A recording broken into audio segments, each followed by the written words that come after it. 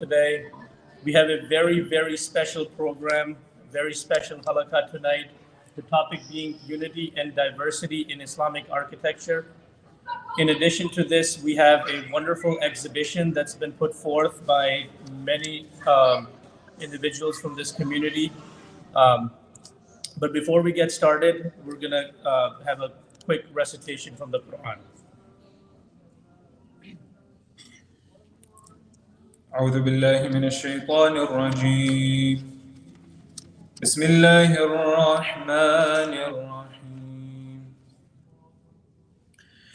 الحمد لله رب العالمين الرحمن الرحيم مالك يوم الدين إياك نعبد وإياك نستعين اهدنا الصراط المستقيم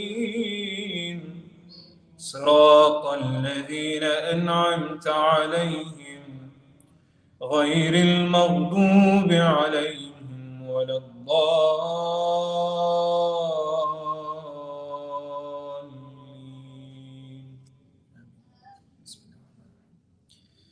ألف لام ميم ذلك الكتاب لا ريب فيه هدى للمتقين الذين يؤمنون بالغيب ويقيمون الصلاة ومما رزقناهم ينفقون والذين يؤمنون بما أنزل إليك وما أنزل من قبلك وبالآخرة هم يوقنون أولئك على هدى من ربهم وأولئك هم المفلحون.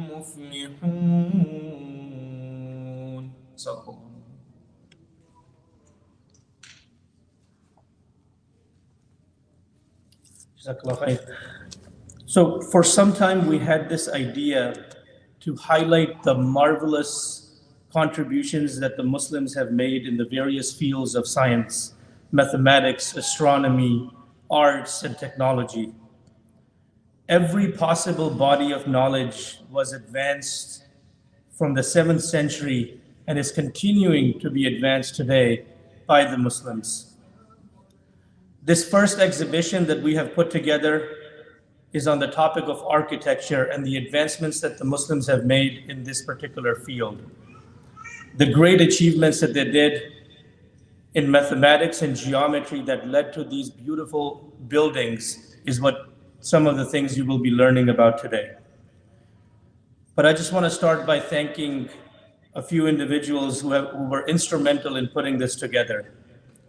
Ismail, Mahmoud, who is actually not in the country at this time, Kamal Shenek, Brother Usman, Logan, whose printing helped us to put together the map of Al-Idrisi, which you will get to see today, Hasib, whose beautiful recitation you've heard today, and Zubair, and many, many more, including the masjid's board and administration. We thank them for putting this beautiful exhibition together. With that, to say a few more words, I'm going to invite Brother Ismail.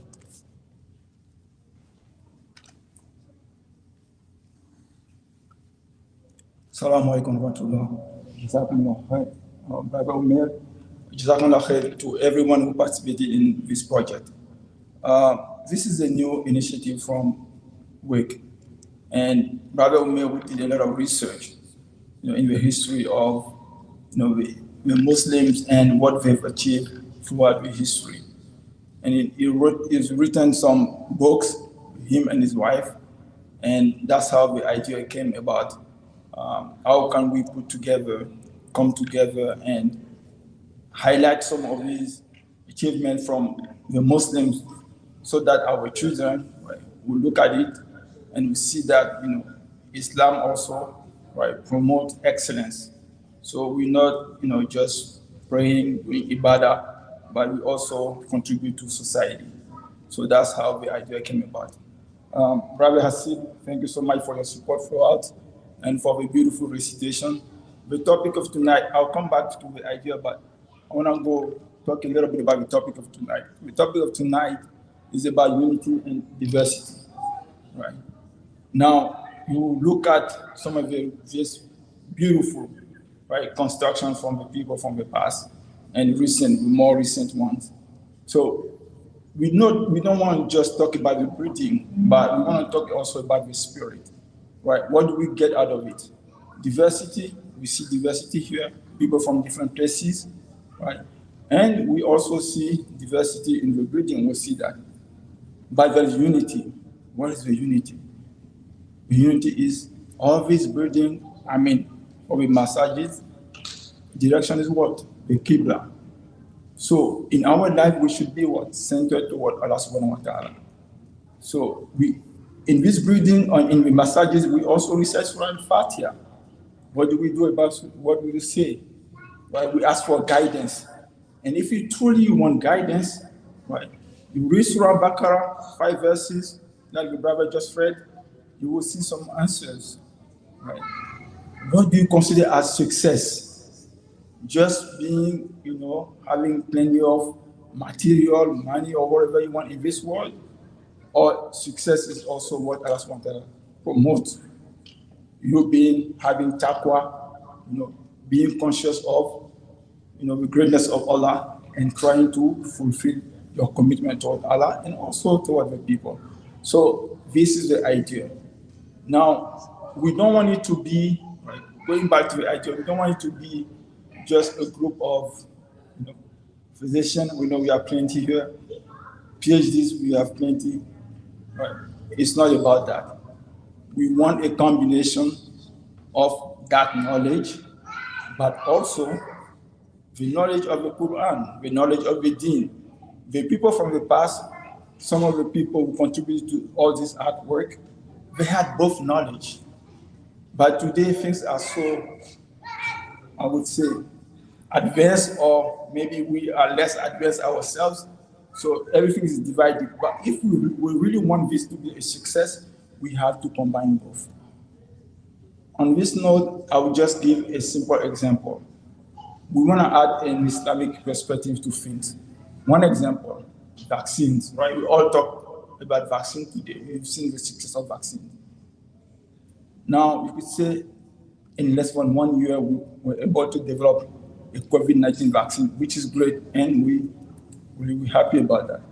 But at the same time, right, you have to understand that Allah subhanahu wa ta'ala is the one who made it possible, right? If you don't have an immune response, if you don't have a right immune system, the vaccine is never going to work, right?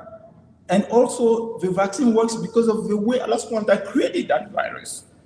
Do we have a vaccine for HIV? We don't. Why? Because of the nature of the virus. So we think about all these achievements from human beings, why we approach that, but also we follow the sunnah of Ibrahim alayhi salam, looking at the stars, the moon, the sun, they disappear. They're not going to last for long, but the knowledge of Allah and Allah subhanahu wa ta'ala himself will remain forever. So that's, we're inviting the brothers, everyone, join us in this project. Right? We want to do it not just for the sake of science, but for the sake of the Deen, combining, right, the knowledge of today or yesterday with also the knowledge of the Deen, inshallah. On that note, I will let Brother Umar continue, inshallah. All right, so without further ado, I'm going to invite Dr. Abdul Rahman, who is a renowned scholar in Islamic architecture. His knowledge is what with his knowledge is how we were able to put everything together that, inshallah, after the lecture, you'll get a chance to visit. And by the way, the museum is going to be open. The exhibition is going to be open for 1 week. We have the timings listed at the entrance. So feel free to come in at any time, spend a lot of time, read through all the material. There's a lot of wealth of knowledge that's on those walls for this next week. So with that, Assalamu alaikum. Nahmaduhu wa nasalli ala rasulil kareem. Bismillahir Rahmanir Rahim. Brothers and sisters, the topic of today's my presentation is unity and diversity of Islamic architecture. Islamic architecture is testimony and reflection of Islamic spirituality. It comes into existence through combination of mathematical, geometrical, and spiritual talents of human beings. These qualities which exist in every one of us were tapped through the Muslim civilization, but some of the greatest artists and scientists the world have ever seen.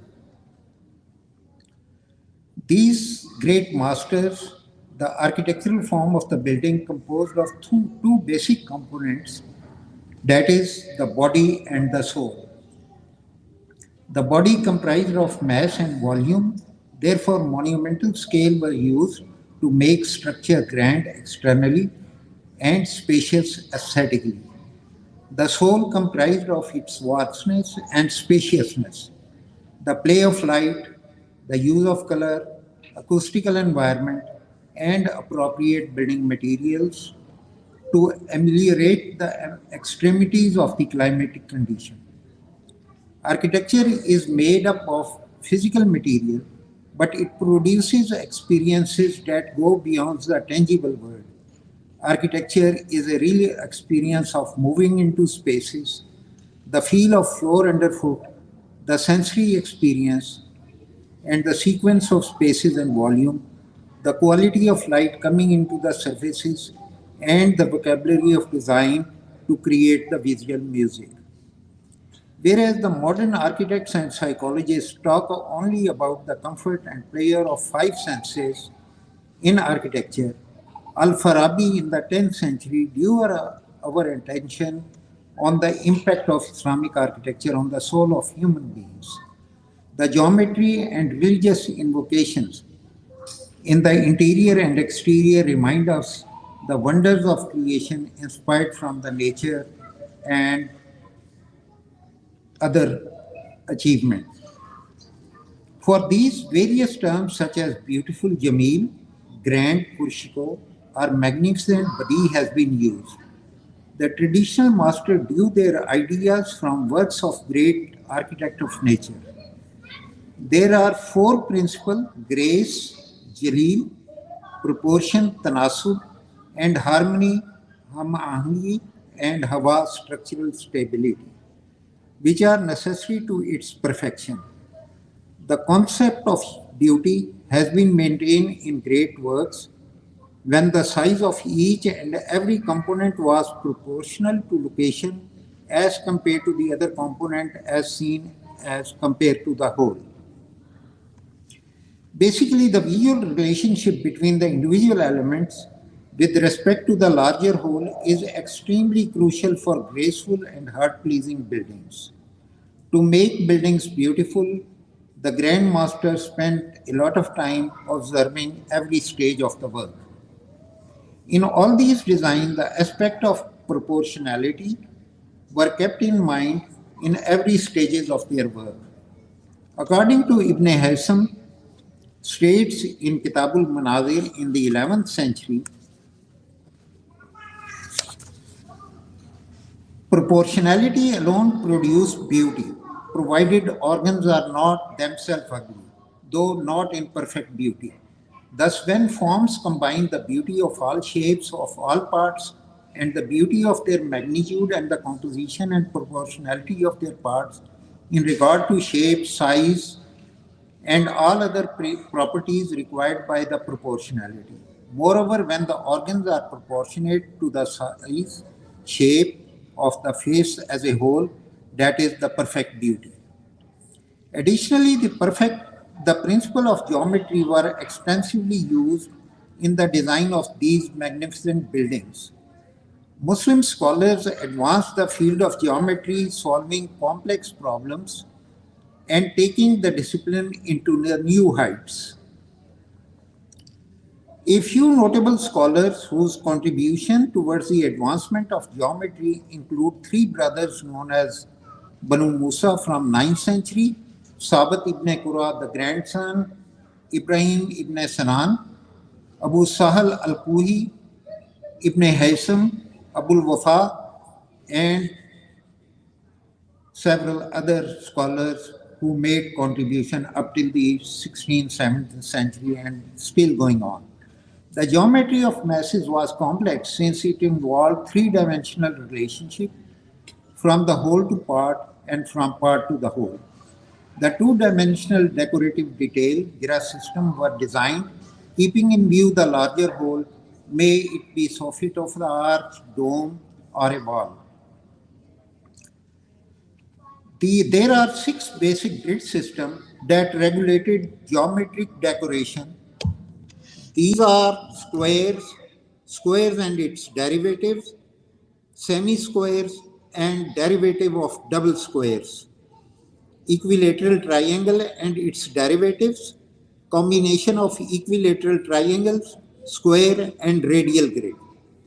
Ibn Khaldun, famous traveler, in his famous treatise The Muqaddimah, published in 1377, says following about the significance of geometry. He says geometry enlightened the intellect and set one's mind right. All the proofs that are very clear and orderly. It is hardly possible for errors to enter geometrical reasoning because it is well arranged and orderly. Thus, in mind that constantly applies itself to geometry is not likely to fall into errors. In this convenient way, the person who knows geometry acquires intelligence. He continues to say, our teacher used to say, the one application of geometry does the mind with soap does a garment. It washes off stains and cleanses it of grease and dirt. It is important to understand that harmony in architecture is an agreement of the character of its various parts and a unity of expression that well as purpose in a whole. I hope that in this exhibition you will get to observe and experience these expressions. Before I continue on the topic of architecture, I'm going to say a few words about knowledge, and it is important in defining the Muslim character and form of its cities and ultimately the civilization. In pre-Islamic intellectual traditions, and even today, what we consider Western philosophy, epistemology or theory of knowledge has limitation. More importantly, the purpose of why knowledge should be acquired is ill-defined. So, for Muslims, acquisition and application of knowledge is sacred.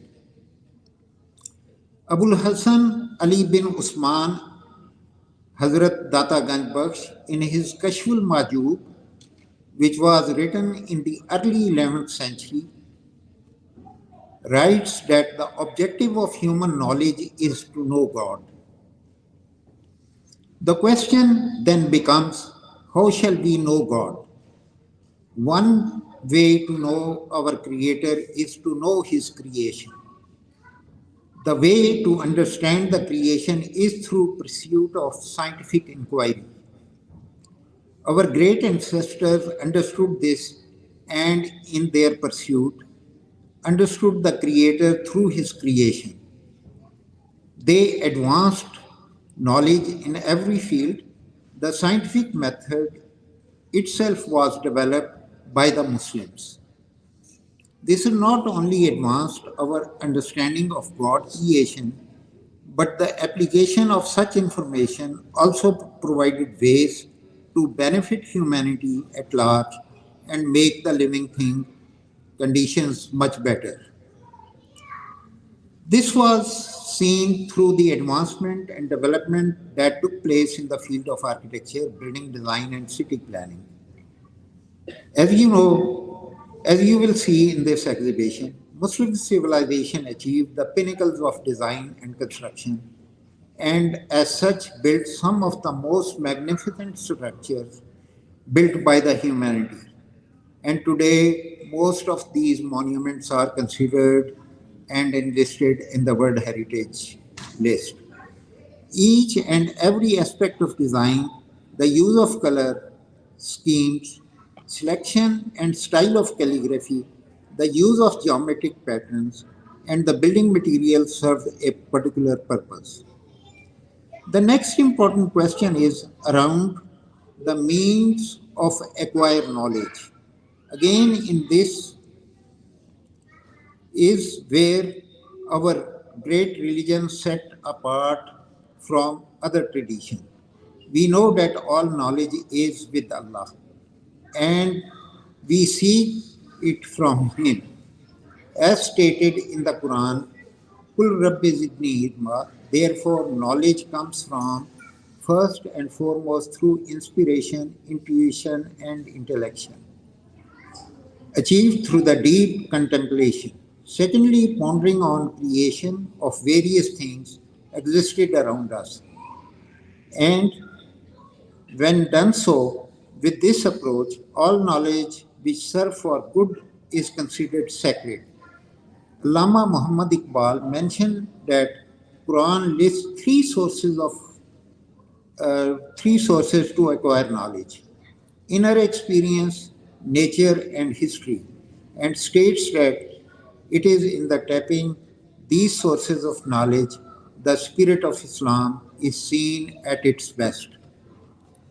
These Muslim architects, whose works you will get to experience today in this exposition, designed and built these marvelous sites of keeping themselves abreast with the latest scientific knowledge of their time.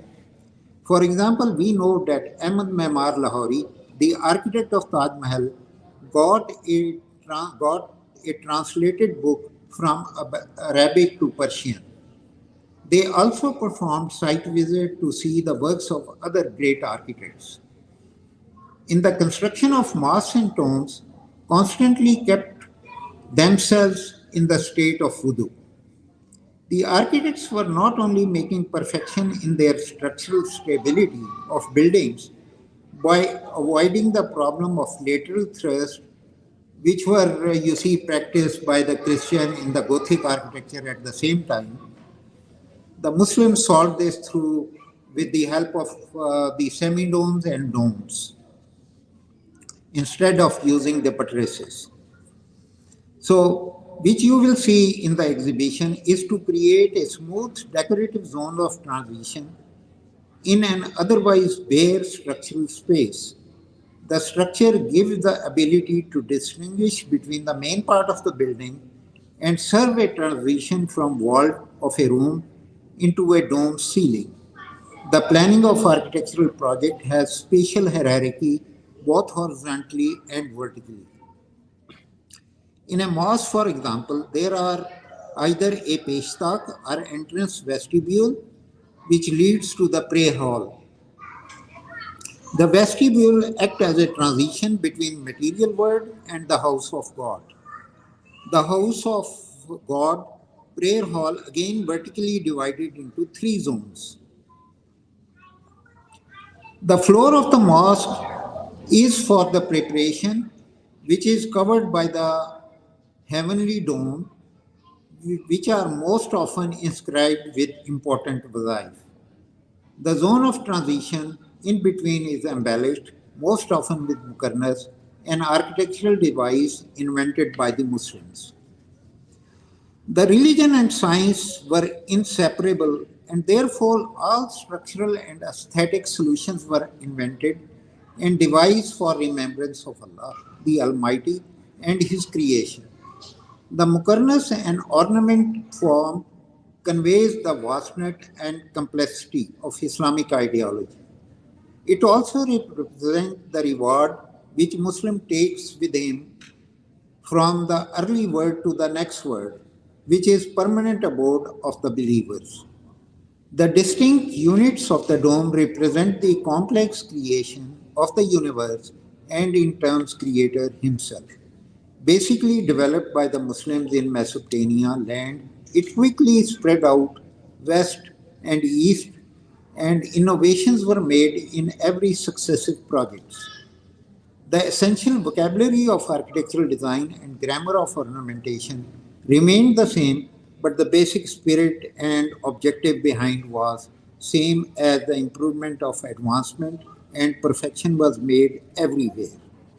The collaboration between architects, craftsmen, and other specialists led to creation of marvelous structures of architecture. The notion of light, Noor, is very important in Islam and Islamic architecture. Allah Jalla Jalaluhu has linked himself to light in Quranic chapter called An-Nur, which means light. In it, Allah declares that He is light of the heavens and earth. A number of scholars have interpreted the physical light, but a reflection of true light in this world of reality, and true light is Allah. We can only think of Allah terms of our physical phenomena and the phenomenal world. Light is pursued thing we know, but the physical light have drawbacks incidental to its physical nature. The perfect light of Allah is free from such defects. The poetical composition of renowned poets, verses from Holy Quran, and sayings of Prophet Muhammad were carefully chosen to explain the purpose of building and the life believers. The message of Islam, how to spread worldly life as described in Quran and Sunnah by Prophet Muhammad, peace be upon him, and therefore rewards for faithful having good deed and conveyed through these buildings. From Alhambra to Spain to Taj Mahal in India, the same message has been conveyed. The medieval Muslim rulers and architects transformed the visual culture and spiritual culture of cities and constructing mosques, madrasas, hammam, markets, and gardens. The city skylines were dominated by soaring domes of various buildings. These cities were thronged with students and scholars. The madrasas and library changed the social character of the ordinary city to educational city dominated by students and scholars. Baghdad has significant impact on culture of other cities. The successful knowledge transfer and creation of center of learning were echoed in many other cities across the world. In Cairo, a Darul Hikmah was built in 1005 by Caliph Abdul Hakim and lasted for 165 years. Other cities in the eastern provinces also established House of Science, Darul Ilm, and accurately House of Ilm. Like Baghdad, Samarkand was another town in Central Asia which became center of learning and intellectual activities. It started converting into a cosmopolitan city during the reign of Amir Temur. The tradition continues in the layers until Ulugh Beg, who not only constructed observatory and two madrasas along with Tilakari Madrasa, built by his grandmother and transformed into an intellectual center. Now, on the left side, you can see these three madrasas, which were imparting education in geometry and astronomy, and there is also astronomy at the back of this complex. And at one time, there were 9,000 students studying geometry and astronomy in this complex. This tradition continued, and Samarkand became center of scientific community, particularly math scholars, math lovers, and math students. In the city lived and worked many scientists. Jamshed al-Kashi, a leading scholar and scientist of the time, noted some 10,000 students and also studying in the same area. A group of them, including important people and children living in their own homes. The remaining students' living expenses were financed by the Ulugh Beg. In his first letter to his father, he recorded that in that period, Ulugh Beg denoted 30,000 gold for scientific activities. 10,000 gold was distributed to the students. The students of Samarkand Madrasa, while studying various fields of sciences, on one hand, engaged in teaching on the other hand. Samarkand Madrasa produced best astronomer, geometrician, and mathematician. While architects of the Islamic world were busy in producing marvels, parallel developments were taking place in related discipline in art and craft. In Baghdad, Ibn Mukalla, a three-time wazir in Abbasid reign Abbasid reign in Baghdad, invented 8 calligraphic script, including Khat-e Mansoob, Sulus, and Nasakh, which is most commonly used in the entire world. Parallel development in calligraphy were taking place in other regions as well. In the 15th century, Nastaliq script was developed in Shiraz, which is now most popular script in Iran and Pakistan. The calligraphic composition added another aesthetic dimension to the buildings, giving message of Quran and Sunnah to the believers. At the same, Muslim artists achieved mastery in floral arabesque and the art of inlay and kashikari. Today, these monuments are complete school of art, design, and architecture provided unparalleled example of refinement in imagination, which one can learn every aspect of art tradition. The influence of architecture of Islam spread and influenced many Muslim boundaries. Beyond many Muslim boundaries, the architecture of Islam was so powerful that later inspired non-Muslim rulers to incorporate architectural devices in their own palaces and projects.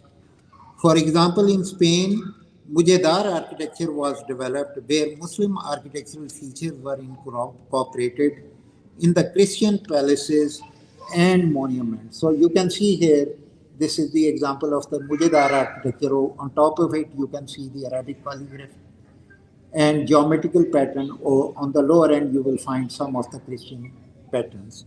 So is the combination. Great palaces and other buildings were constructed in this. The description of rewards of paradise in Quran has inspired the faithful so much that Muslim created gardens from China to Spain. The gardens became abode of Sufi saints who used to spend most of their time in pondering the creation of Allah, Jalla Jalaluhu. In addition, the variety and different scales of grand gardens were built, made these environmentally sustainable. In this exhibition, we have special section dedicated to gardens of the Islamic world. Now here you will find these are two examples of the more gardens built. On the left is the Bagh-e-Babur in Kabul, and the other one is Nishat Bagh in Kashmir. So they have produced wonders, and majority of them are now ascribed in the word area. The creativity and pursuit of perfection is not only to architecture. We observe some attitude of our great ancestors in all other fields. In carpentry, jewelry making, ceramics, metalwork, carpet making and textiles, as well as science, technology, geography, astronomy, to name a few. Many of these artifacts and works of great masters are now exhibited in the museum located both in the Islamic world and the Western world. It is our duty to carry forward these traditions and make advancement in the field of science and technology and introduce these works to our younger generation. Working hard and seeking knowledge and blessing from Allah, were considered as ultimate method of problem solving. The famous physician Ibn Sina, in his autobiography, mentions that whenever he was stuck up with difficult problem, he would go to the masjid, offered prayers, and then come back home and slept. In the morning, after he woke up, he had several solutions in front of him from which he selected the best solution. In this word, in this connection between religion and practical work has been lost.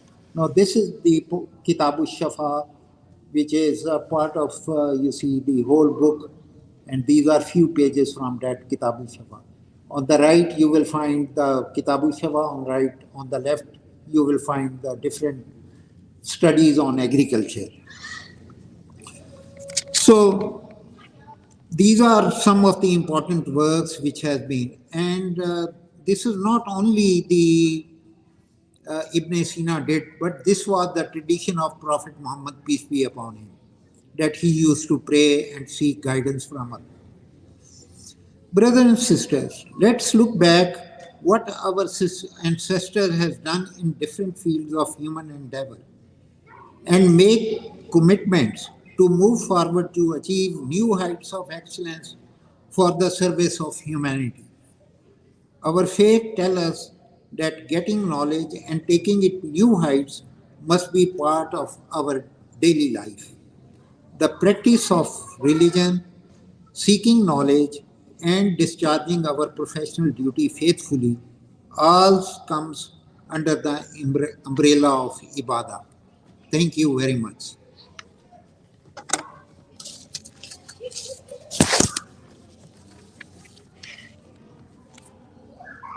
Okay, I hope this was informative and added to your knowledge. With that, the exhibition is open. I encourage everybody to go ahead and start viewing it. Thank you so much again for coming.